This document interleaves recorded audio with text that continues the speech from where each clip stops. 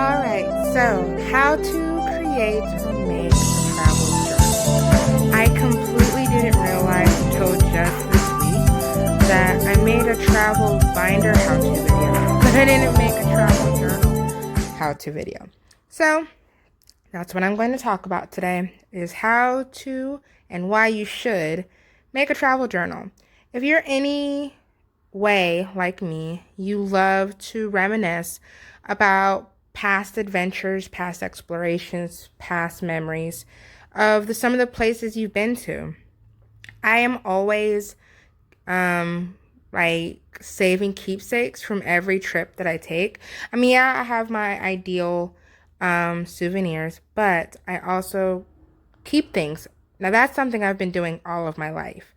But recently, since I've started taking more trips more consistently, I've started keeping keepsakes. So for anyone who's like me, who has Polaroids, keepsakes, and just so many things, and they might be in a box or hidden away, I suggest honestly putting together a travel journal. It's easy and everything's kind of in one place and more condensed. So you might be thinking, well, how in the world do I even start a travel journal? Well, with the beauty of technology and the holy grail of Pinterest, it's really easy to get some inspirations on how, in fact, to start it. But I suggest, honestly, just one, kind of deciding how you want your journal to go.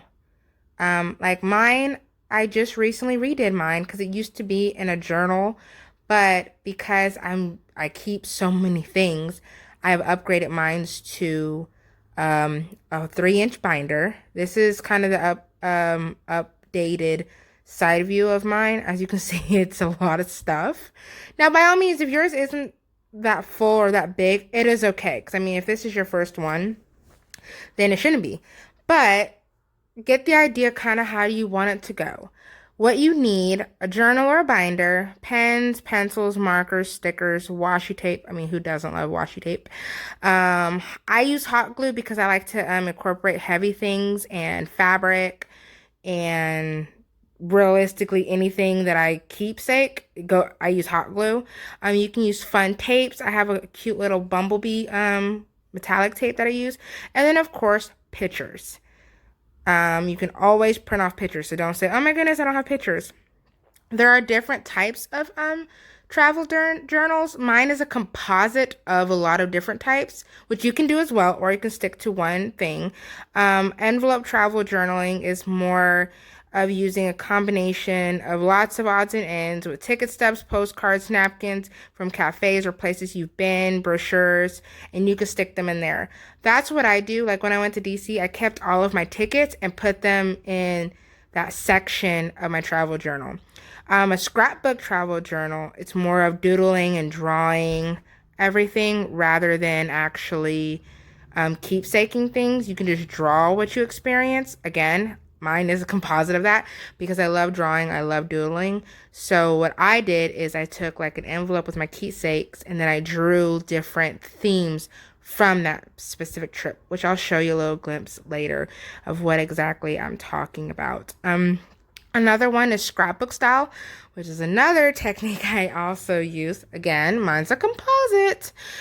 This version is more of taking all your pictures and adding scrapbook stickers and drawing and adding fun different kinds of paper or fabric. Like I usually hot glue my fabric and then I glue a picture on top, or something of that sort. That's another idea that you can do. Storytelling, travel journaling, that is something I kind of don't do, but do, if that makes sense.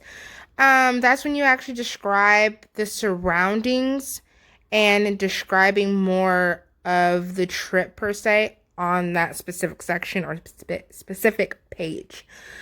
I do a little bit of it. That's something I'm starting to kind of do, but thank goodness, as of right now, my brain, still pretty good with memories, but I'm starting to slowly jot down more stuff. The easiest way to start a travel journal is simply just, I honestly taking the most fun, amazing trip that you can remember and have all of the keepsakes, gathering all your materials, and then just start honestly putting it together. Like that's what I did with my DC page. I honestly um just started I made the cover page. I drew that, sketched it out, designed it, and then I included our itinerary, our budget, and then after I took the trip, I just came back and scrapbooked. And along the trip, I had a special envelope that I kept with me everywhere I went. So if I wanted to keep a keepsake, I would just put it in there like a ticket or a napkin or something from a specific place. And when I got back, I just had fun and put it all together. This is the cover of my updated travel journal. I made a cover page for my binder. That's that bumblebee tape I was talking about. These are stickers that I used that I took from my other travel journal. I just honestly tore it off and hot glued it to this one. So, I mean, there's so many ideas, like I said, and so many ways you can create your cover. It's really just up to you and your preference, but you can do that. This is the inside cover that I created. I actually used cardboard because I love drawing with Sharpies. Again, this is just kind of a theme that I was inspired by from another travel journal that I saw. You don't have to make an inside cover. I like inside covers, so that's why I created one for my travel journal, just to give more of an insight of my travel style. Because the front shows, just cute, fun, tells you what it is. But I feel like the inside cover should show more of your personality, the way you travel. This is one layout of one of my pages. I included the travel dates, who actually went, the places that we visited. I kept my little Ripley's Believe It or Not ticket. I added some scrapbook stickers. That little everybody eats when they come to my house is actually a little business card from the restaurant we went to. And of course, I had a Polaroid of us on the trip. This is one of the layouts. This is one of my doodlings of a cover page that I did for the Washington, D.C. I love giving my trips a name. And for Washington, D.C., I decided to name that trip Washington, D.C. for the history, because realistically, that's why me and my best friend were going, was simply to go just be amongst history and honestly be nerds and learning. So that's why I said that I do draw. I do doodle little pictures for the covers. This is another layout that I used where I included the actual month calendar-esque in our budgeting, my packing list, my itinerary, and then of course I added some scrapbook stickers because honestly, why not use scrapbook stickers? Nowadays they have scrapbook stickers for like almost every country in every state. So why not take advantage of it so that way you're not sitting there trying to draw or printing out a bunch of stuff and gluing. But I'm all for gluing and cutting out pictures and printing stuff online.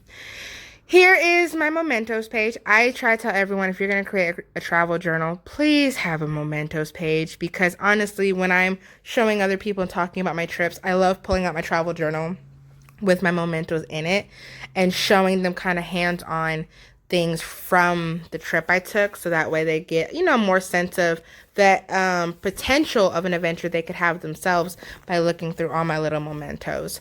And I love envelopes because, realistically, who uses envelopes anymore? But another thing I do, which is another, this is more of my pictorial layout. I always include a map. That's one of the maps that I got from the National Mall. I included my train card, tickets, Polaroids that we took throughout, and then of course more scrapbook stickers. Everybody doesn't realize that, all those free maps that you see in the airport or travel locations, you can realistically keep them and include them in your travel journal free of cost. Instead of buying scrapbook stickers, you can just cut them apart and glue the little pieces next to the picture or Polaroid that you have. This is the cover that I made for my Boston trip. I honestly don't remember what we called our Boston trip. Oh, I think we called it A Tale of Two Cities because we went to Boston and Salem. But this is what I came up with because we went to Fenway Park, so I wanted it to be themed baseball. This is kind of my research page because honestly, when we decided to go to Boston, we Googled it, and those are some of the places that popped up. And then we create a little hashtag coast to coast for history folks. And then this is the budget that, of course, kept changing because I use my travel journals for jotting down budgets too, because it's a great way to, if you leave the budget there and say in a couple years you want to go back, you already have it budgeted, so you kind of know around the amount of money that you use in the past that you'll use possibly in the future, less or more. This is another what's called page that I included in my travel journal that included the tickets from the Dreamland Wax Museum. That little card is what they gave us whenever we went to the Boston Tea Party Museum. I kept that, and then of course filled with Polaroids. And I'm a firm believer on, if you're gonna do Polaroids, please just take a Sharpie or pen and write down what it is or what exactly happened, because in like 6 years when you're trying to describe this to someone else, if you do, you're not going to remember what that was specifically. So I always say, make sure if you're going to keep a keepsake, jot down some information, a day or a year, or just a little information about it, so that way you can always go back and know what the picture is actually involving, because in 20 years when you're looking back, you might not know. But the little words that you see posted, that's actually from our original itinerary, because I had printed it out, and then when we got there, we kind of made some changes. So when we made some changes, I kept the old itinerary, so that way I could just cut out the places that we did go, so that way I can glue it down to my travel journal. So that way, if we want to go to Boston again, we knew where we went already. This is my mementos page for Boston. It includes the JFK pamphlet, as long as the USS Constitution pamphlet, and then that's the little feather that they gave us at the Boston Tea Party Museum. And then inside the envelope is more mementos and itineraries that we used and things that we gathered along our trip. Now, if you're thinking, oh, well, I don't really take that many trips, why should I make a travel journal? Well, I think also travel journals are great for potential trips. We are seriously working on this Walt Disney World trip. If you follow me, we are working on it hardcore to try to go and get the most out of our money. But I always knew I wanted to go to Walt Disney World, so this page has been in there for about 4 years. I had pre-set it up like so, where we researched where exactly we wanted to go, some hotel budgeting and research, ticket information, and where we were kind of thinking our budget was going to go. I just didn't fill in the calendar part until we were set on the year and month we were going to try to go. So with that being said, if you are someone who hasn't traveled yet, go ahead and put a travel journal together. There is no reason you shouldn't, because realistically, if you know in your heart you're going to start traveling, this gets the ball rolling. It's fun. It gets you excited. You can just leave it blank. Like, these are my 2 blank pages that I'm leaving to put my mementos and pictures when, after we go to Walt Disney World. So it leaves possibilities. Just make a list of places you want to go, even if you haven't been anywhere, and then just start creating it so that way you have something solid saying, wow, I need to go. I need to fill in these pages. I have the budget. Let's get it done. So again, I hope you further understand what a travel journal is. I hope this inspires you to actually get up and create one. I mean, we have so much downtime right now. Why not do something that gets you inspired and gets your brain moving? So as always, I hope you subscribe. I hope this helps. Thank you for watching.